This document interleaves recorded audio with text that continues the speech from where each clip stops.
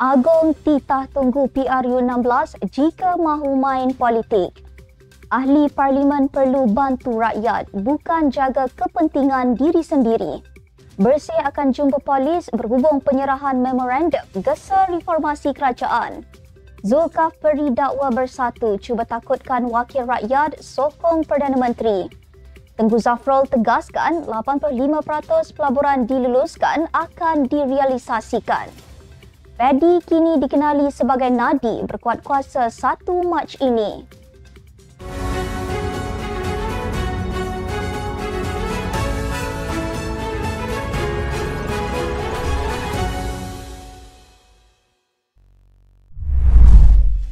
Bismillahirrahmanirrahim. Assalamualaikum warahmatullahi wabarakatuh.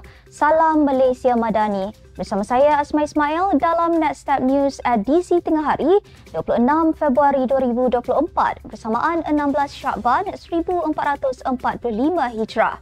Sebelum itu jangan lupa untuk subscribe YouTube Netstep TV dan follow Facebook Netstep Malaysia.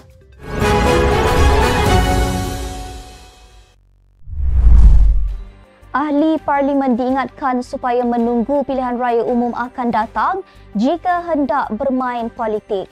Yang di-Pertuan Agong Sultan Ibrahim negaskan baginda tidak akan melayan sebarang permintaan daripada mana-mana pihak yang cuba menggugat kestabilan negara.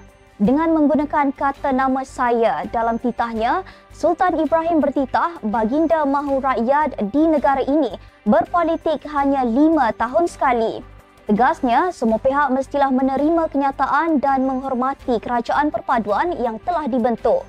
Ini adalah titah baginda yang pertama kepada awam selepas mengangkat sumpah sebagai Yang di-Pertuan Agong.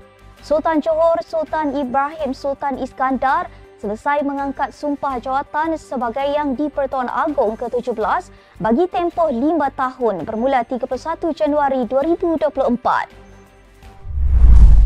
Dalam perkembangan sama, baginda menitahkan ahli parlimen sama ada blok kerajaan mahupun pembangkang berganding bahu dan bekerjasama untuk membangunkan negara demi kepentingan seluruh rakyat Malaysia. Baginda menegaskan bahawa sebarang kegagalan atau kejayaan bukan terletak di bahu Perdana Menteri sahaja, malah semua 222 ahli parlimen yang diamanahkan oleh rakyat perlu sama memikul tanggungjawab itu. Itu kerana baginda menegaskan bahawa ia menjadi amanah dan tanggungjawab semua ahli parlimen untuk membangunkan negara. Baginda turut memberi kebenaran kepada Yang di-Pertua Dewan Rakyat dan Yang di-Pertua Dewan Negara mengambil tindakan terhadap mana-mana ahli yang melampaui batas termasuk mengenakan sekatan daripada menyertai persidangan selama 14 hari.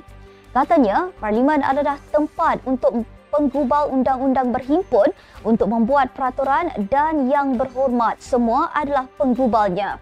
Baginda bertitah ketika merasmikan istiadat pembukaan mesyuarat pertama penggal ketiga Parlimen ke-15 hari ini. Pengerusi Bersih Faisal Aziz memaklumkan pihaknya dijangka akan berjumpa polis di IPD Dangwangi berhubung perarakan ke Parlimen bagi menyerahkan memorandum menggesar reformasi kerajaan. Pihaknya akan memberi kerjasama penuh kepada polis selepas Ketua Polis Kuala Lumpur, Dato' Alauddin Abdul Majid berkata, tiada notis difailkan untuk memaklumkan pihak berkuasa mengenai demonstrasi itu mengikut Akta Perhimpunan Aman 2012. Katanya, penyerahan memorandum adalah amalan biasa di negara demokrasi termasuk Malaysia. Terdahulu, polis menasihatkan orang ramai untuk tidak menyertai sebarang perhimpunan yang melanggar undang-undang. Malah tindakan tegas akan diambil mengikut undang-undang sedia ada. Ahli Parlimen Tanjung Karang Zulkifli Hanafi berkata, keputusan parti meminda perlembagaan bertujuan menakut-nakutkan wakil rakyatnya yang berkira-kira mengalih sokongan. Ahli Parlimen Bersatu itu berkata, langkah bersatu seperti tindak balas kepada dakwaan, kemungkinan ada lagi ahli parlimen parti itu akan menyokong Datuk Seri Anwar. Bagaimanapun, Zulkifli berkata, beliau yakin keputusan parti mahu meminda perlembagaan tidak terpakai kepadanya termasuk melibatkan 5 ahli parlimen lain.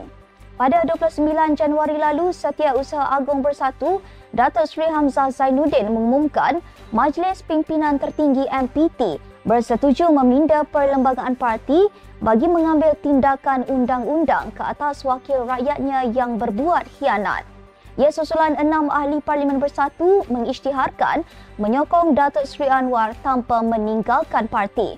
Hamzah berkata, MPT juga bersetuju mengambil tindakan undang-undang ke atas mana-mana wakil rakyat yang khianat bagi maksud pengosongan kerusi dan bersedia untuk berdepan pilihan raya kecil. Sebanyak 85% pelaburan diluluskan akan direalisasikan seperti yang ditegaskan Menteri Pelaburan, Perdagangan dan Industri Tengku Datuk Seri Zafrul Tengku Abdul Aziz. Ia merangkumi pelaburan langsung asing FDI dan juga pelaburan langsung domestik DDI dengan kebiasaannya akan mengambil masa 1 hingga 3 tahun untuk direalisasikan. Penjelasan itu dibuat bagi mengelak kekeliruan yang ditimbulkan oleh pihak pembangkang, khususnya berkaitan net FDI inflow atau aliran masuk bersih FDI. Terdahulu, Perdana Menteri Datuk Seri Anwar Ibrahim mengumumkan negara mencatat pelaburan diluluskan sebanyak 329.5 bilion pada 2023, meningkat 23.0% daripada 2022, iaitu jumlah yang tertinggi dalam sejarah. Zafrul berkata net FDI inflow atau aliran masuk bersih FDI dengan pelaburan diluluskan mempunyai perbezaan walaupun ianya nampak sama. Dalam masa sama, beliau turut mengakui tidak semua pelaburan diluluskan akan direalisasikan. Menteri Komunikasi Fahmi Fadzil memberitahu Pusat Ekonomi Digital PADI akan dikenali sebagai Pusat Sebaran Maklumat Nasional NADI berkuat kuasa 1 Mac ini. Beliau berkata seiring nama baharu berkenaan, peranan kesemua 911 pusat NADI atau PADI sebelum ini di seluruh negara, termasuk 186 lagi yang akan diwujudkan sepanjang tahun ini akan diperluas. Katanya, Suruhanjaya Komunikasi dan Multimedia SKMM akan membuat hebahan termasuk menghubungi pengurus NADI seluruh negara untuk pastikan beberapa aspek penjenamaan dilakukan dengan tertib dan baik. Fahmi berkata perencanaan semula PADI kepada NADI termasuk tugas tanggungjawab, aktiviti serta programnya itu merupakan hasil kaji selidik sepanjang tahun lepas di mana antaranya dapatannya menunjukkan komuniti yang mengetahui dan hadir di PADI sebelum ini hanya mereka pada lingkungan 2 ke 3 kilometer sahaja.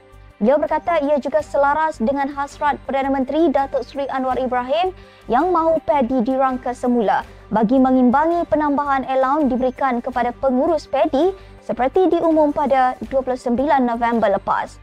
Ke arah tujuan yang sama, beliau berkata bagi meluaskan manfaat NADI termasuk kepada golongan muda, fungsinya juga akan diteliti untuk turut merangkumi aktiviti dan program di luar premis.